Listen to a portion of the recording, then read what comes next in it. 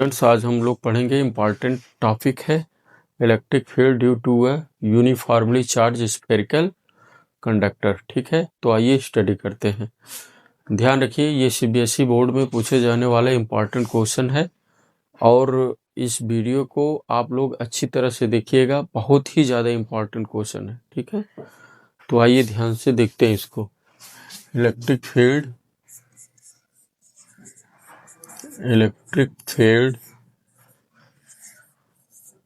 Due to uniformly electric field due to uniformly charged spherical conductor। ठीक है, spherical conductor और cell कह देते हैं। स्फेरिकल कंडक्टर और सेल, तो इसमें तीन तरह से हम इलेक्ट्रिक फील्ड को निकालते हैं। एक किसी स्फीयर के आउटसाइड, और एक तो सरफेस या फिर उसके इंटरनल पॉइंट पे। तो सबसे पहले हम इसमें पहला पॉइंट स्टडी करते हैं, एट एन एक्सटर्नल पॉइंट।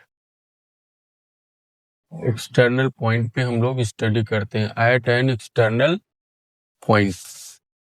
ठीक है, तो इसमें सबसे पहले हम देखिए एक स्फीयर ऐसे कंसीडर कर लेते हैं और जिसका ये सेंटर O है और इसकी रेडियस है कितनी, कैपिटल R।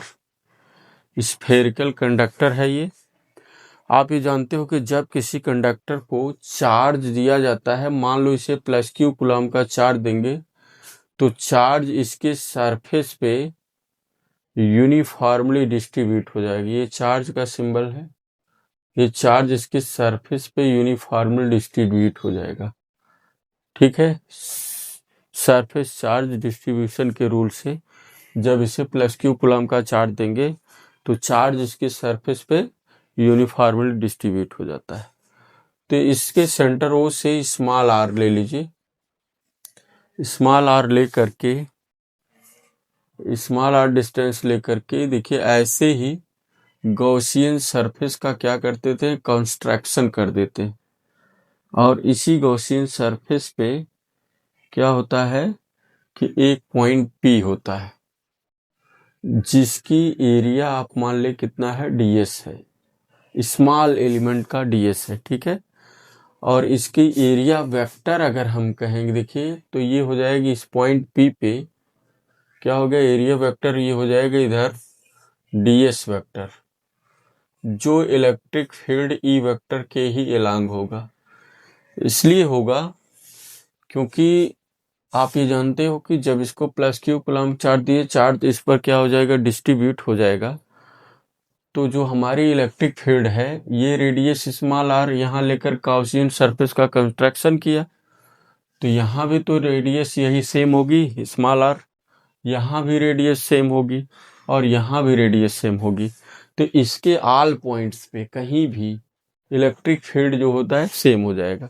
जब इलेक्ट्रिक फील्ड सेम हो जाएगा तो कहीं भी इस पॉइंट पे अगर हम एरिया वेक्टर, अगर ds वेक्टर लेंगे, तो इलेक्ट्रिक फील्ड E वेक्टर के क्या हो जाएगा, डायरेक्शन में हो जाएगा।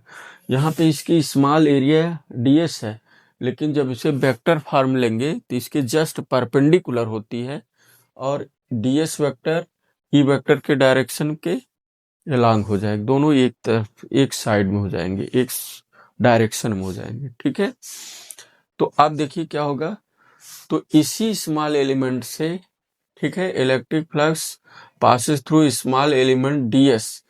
तो अब इलेक्ट्रिक फ्लक्स जो होगा हमारा, ये हो जाएगा d फाई। इलेक्ट्रिक फ्लक्स को फाई से डिनोट करते हैं क्योंकि यहाँ पे स्मॉल एलिमेंट है, इसलिए d phi is equal to हो जाएगा E वेक्टर डॉट जो होगा ds वेक्टर हो जाएगा। ठीक है, if d phi is equal to E vector dot ds vector. अब इन दोनों वेक्टर का अगर हम डॉट प्रोडक्ट ले लेते हैं, तो डॉट प्रोडक्ट हमेशा क्या करता है, स्केलर को बताता है, यानी मैग्नीट्यूड को बताता है। तो यहाँ से कितनी जो है फ्लक्स निकल रहा है ये चीज पता चल जाएगा। तो ये D phi equal to E vector dot D S vector हो गया। आप ये जानते हो कि E vector dot D S vector हमारा जो है वो क्या कहलाएगा भाई, फार्मूले में स्केलर प्रोडक्ट का ई डी एस कॉस यहाँ पे 0 डिग्री हो जाएगा, ठीक है। ई डी एस आप कह सकते हो कॉस 0 डिग्री, क्योंकि ई वेक्टर और डी एस वेक्टर का डायरेक्शन सेम है, तो यहाँ पे एंगल जो बनाएगा वो क्या है, 0 डिग्री है। तो cos 0 की वैल्यू 1 हो जाएगी, तो बचेगा क्या, डी फाइव इक्वल टू हमारा ई हो जाएगा डी एस, यहाँ पे डी फाइव इक्वल टू हो जाएगा ई डी एस। ये चीज हुआ, ये छोटे से स्मॉल पार्ट के कारण हुआ। जब electric flux passes through whole Gaussian surface of area, ठीक है, तो पूरी गॉसियन सरफेस से अगर वो पास होगा तो क्या हो जाएगा भाई, इंटीग्रेट कर दो, इंटीग्रेशन ऑफ ये क्लोज इंटीग्रल यानी D phi equal to integration of ये हो जाएगा ई डी एस हो जाएगा। ई जहां पे इलेक्ट्रिक फील्ड है ये हो जाएगा ई डी एस। अब यहाँ पे देखो इंटीग्रेशन में ई तो यहाँ पे कॉमन कर ले, एक स्टेप और बढ़ा दें, इंटीग्रेशन ऑफ ये हो जाएगा D five is equal to E को हम बाहर कर ले यहाँ पे, तो हो जाएगा इंटीग्रेशन ऑफ ये डी एस, ठीक है। अगर इंटीग्रेशन ऑफ डी एस हुआ तो यहाँ पे देखिए इसका आ जाएगा फाइव, इसका इंटीग्रेशन जो होता है वो फाइव होता है, ठीक है। और ये जो होता है इसका इंटीग्रेशन आपका क्या हो जाएगा, यस हो जाएगा, तो phi equal to E S हो जाएगा, ठीक है। तो ये जो हो जाएगा phi equal to E S. अब देखिए जब phi equal to E S हो गया, क्योंकि ये एप्लीकेशन है किसका, जानते हैं, गॉस थ्योरम का। तो गॉस थ्योरम तो होता है फार्मूला हमारा ये कि गॉस थ्योरम का फाइव से डिनोट करते हैं फ्लक्स टोटल जो पास करता है, और टोटल चार्ज का 1/ε0 टाइम्स होता है, यानी फाइव इक्वल टू हमारा Q/ε0 होता है। तो यहाँ से अगर इसका हम रूल यूज कर रहे हैं, तो एप्लीकेशन यूज कर रहे हैं, तो ये फाइव इक्वल टू Q/ε0 होता है। और ये जो गाउसियन सरफेस हमारा होगा ये इसकी 4 पाई स्मॉल आर स्क्वायर हो जाएगा। इसकी सरफेस एरिया जो हमारी होगी S equal to 4 pi R square हो जाएगा, ठीक है।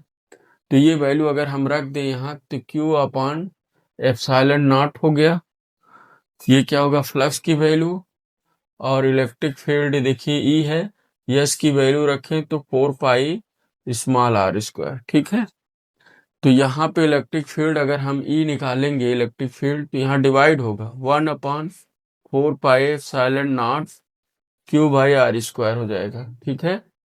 इतना इलेक्ट्रिक फील्ड इसका होगा आउटसाइड में न्यूटन पर कूलम। कब हुआ, अगर हम स्मॉल आर और देखिए स्मॉल आर यहाँ से यहाँ तक है, स्मॉल आर और कैपिटल आर का कंपैरिजन करें तो हम ये देखते हैं कि स्मॉल आर जो होता है वो ग्रेटर होता है कैपिटल आर से, ठीक है। तो यहाँ पे देखिए small R is greater than capital R हुआ, इसका मतलब है कि जो यहाँ पे सरफेस हमारा था, इस सरफेस से हम सेंटर लेकर आउटसाइड, देखिए बाहर है हमारा पॉइंट पी, इसलिए एट एन एक्सटर्नल पॉइंट किया, इस एक्सटर्नल पॉइंट पे हम इलेक्ट्रिक फील्ड निकाला तो हमारा ए आ गया।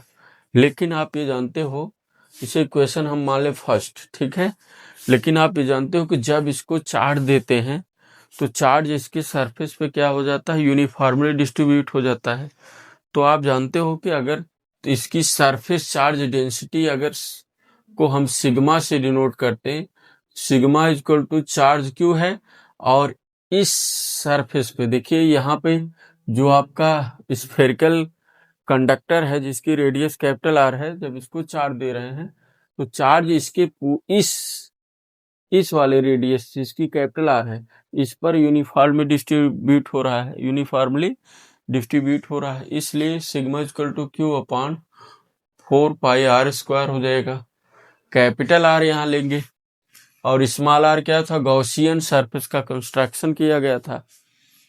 तो यहां से इसका बाय 1 कर दें, तो अगर हम ये निकालते हैं क्यू की वैल्यू, तो क्या होगा 4 pi capital R square into sigma. अब ये चार्ज क्यू की वैल्यू हो गई।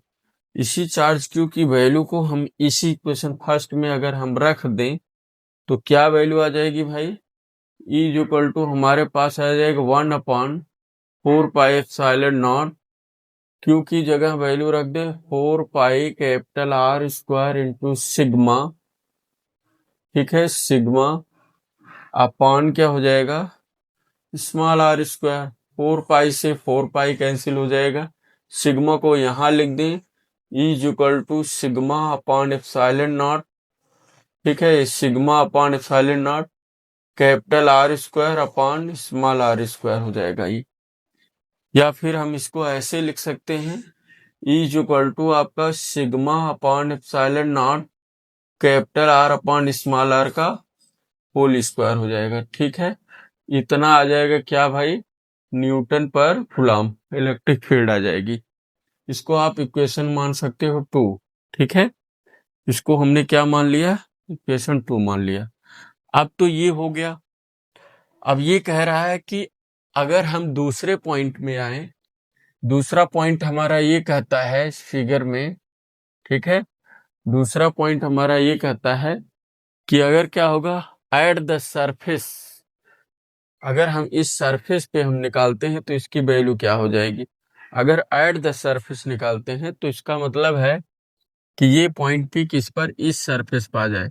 तो small R is equal to किसके हो गया, कैपिटल आर, यानी किस पर हुआ भाई, एट द सरफेस हुआ।